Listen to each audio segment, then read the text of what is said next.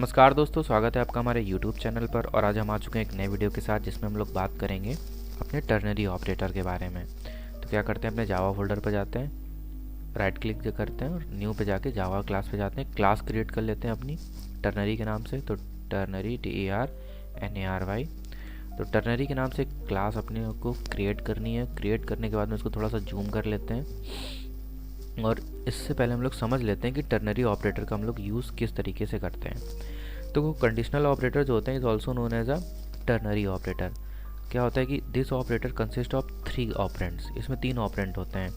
जैसे कि इसमें होता है 1 इज इवेल्युएट बूलियन एक्सप्रेशन, और the goal of the operator is to decide which value is be assign to the variable.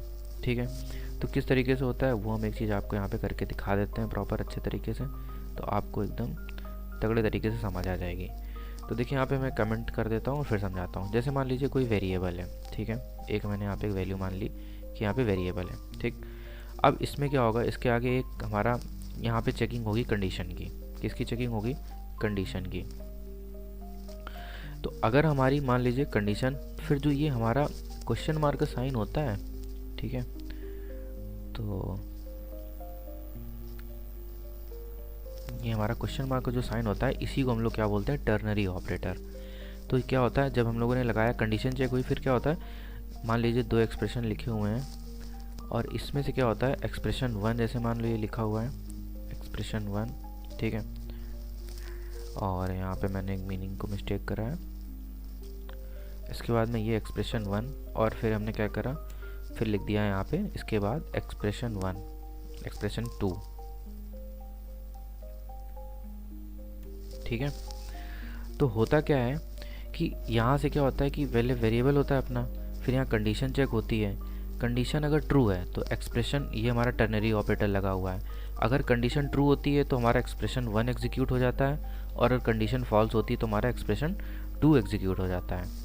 So condition अगर that is the condition return true, expression 1 gets executed. जहाँ condition true तो expression 1 क्या होगा, execute हो जाएगा, और else में क्या होगा कि ये जो हमारा फॉल्स रिजल्ट जो है वो हो जाएगा, स्टोर हो जाएगा वेरिएबल में, ठीक है। अभी तक ये चीज़ें आपको थोड़ा सा ऊपर से जा रही हूँ शायद, तो मैं इसको क्या करता हूँ, एक प्रैक्टिकल एग्जांपल के थ्रू आपको समझा देता हूँ कि ये किस तरीके से यूज़ हो रही हैं, ठीक है। तो हम लोगों ने क्लास तो बना ही ली है, अब क्या करते हैं, अपना मेन मेथड बना लेते हैं। मेन मेथड बनाने के बाद में हम लोग यहाँ पे 2 वेरिएबल डिक्लेयर कर लेते हैं। मैंने क्या किया, यहाँ पे x को डिक्लेयर करा और यहाँ पे y को डिक्लेयर कर दिया, ठीक है।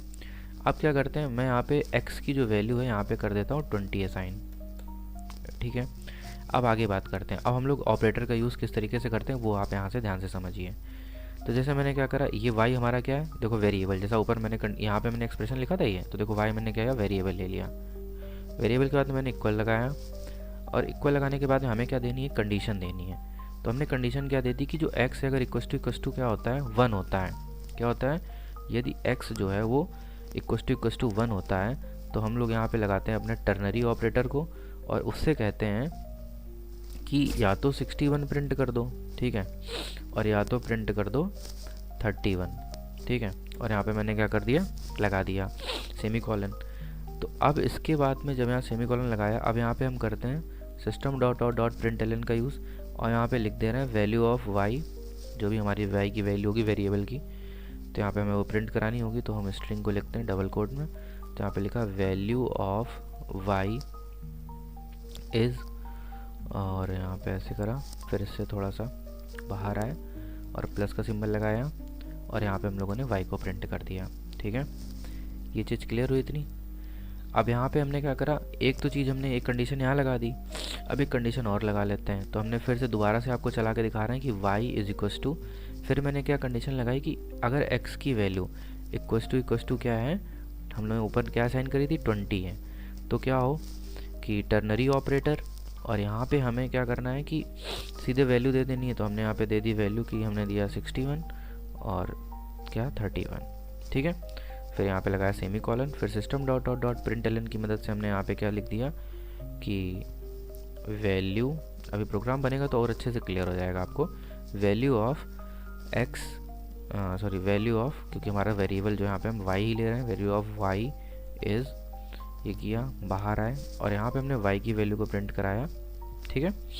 तो अब क्या करते हैं, हम लोग अपने प्रोग्राम को एक बार रन कर लेते हैं। तो उससे पहले एक बार समझा देते हैं पूरा कि देखो इस तरीके से इसका जो सिंटेक्स होता है वो ये होता है कि वेरिएबल लेते हैं, कंडीशन लगाते हैं, अगर ट्रू है तो ये एक्सप्रेशन 1 एग्जीक्यूट होगा, और अगर फॉल्स है तो एक्सप्रेशन 2 एग्जीक्यूट होगा। मैंने ये दोनों कंडीशंस यहाँ पे क्या करी हैं, बना दी हैं अपनी अलग अलग। तो अब देखो मैं इनको एग्जीक्यूट करता हूँ। पहले वाले में क्या है, फॉल्स है, तो देखते हैं कंडीशन क्या आती है, और दूसरे वाले में ट्रू कंडीशन है तो क्या ऑप्शन हमारा जो हमारा आउटपुट है वो क्या आता है। तो जैसे हम लोग अपने प्रोग्राम को रन करते हैं तो पहले क्या आ रहा है, वैल्यू ऑफ वाई इज़ 31। तो देखो जैसे ही कंडीशन हमारी फॉल्स हुई कि x की वैल्यू हमारी 1 तो है नहीं, तो जब हमारी कंडीशन फॉल्स हुई तो देखो पहली कंडीशन जो हमारी एक्सप्रेशन के अकॉर्डिंग क्या होती है, ट्रू। तो ये देखो 61 एग्जीक्यूट हो गया, क्या 31 एग्जीक्यूट हुआ, और यहाँ पे y की वैल्यू हमारी प्रिंट हो गई कितनी, देखो यहाँ पे 31 प्रिंट हो गई नीचे। ठीक, कंडीशन फॉल्स थी तो हमारा सेकंड चीज़ एग्जीक्यूट हो गई। अब यहाँ पे कंडीशन हमारी क्या है, ट्रू है, क्योंकि हमने x की वैल्यू को यहाँ पे 20 असाइन कर रखा है। तो यहाँ पे जैसे वैल्यू ट्रू हुई तो देखो यहाँ पे क्या हुआ, the value of y is 60। तो यहाँ पे वैल्यू जो है y की वो 60 प्रिंट हो गई है। तो अब आप लोगों को ये जब प्रोग्रामिंग के थ्रू ये चीज़ें एकदम क्लियर हो गई होंगी कि किस तरीके से टर्नरी ऑपरेटर यूज़ हो रहा है। ये एग्जांपल आपको भी अच्छा लगा होगा। तो अगर आपको एकदम अच्छे से क्लियर हो गया है तो अपने दोस्तों में ज़रूर शेयर करिए, और वीडियो को लाइक करिए, चैनल को सब्सक्राइब करिए। मिलते हैं आने वाले नेक्स्ट वीडियो में, तब तक के लिए बाय बाय, जय श्री राम।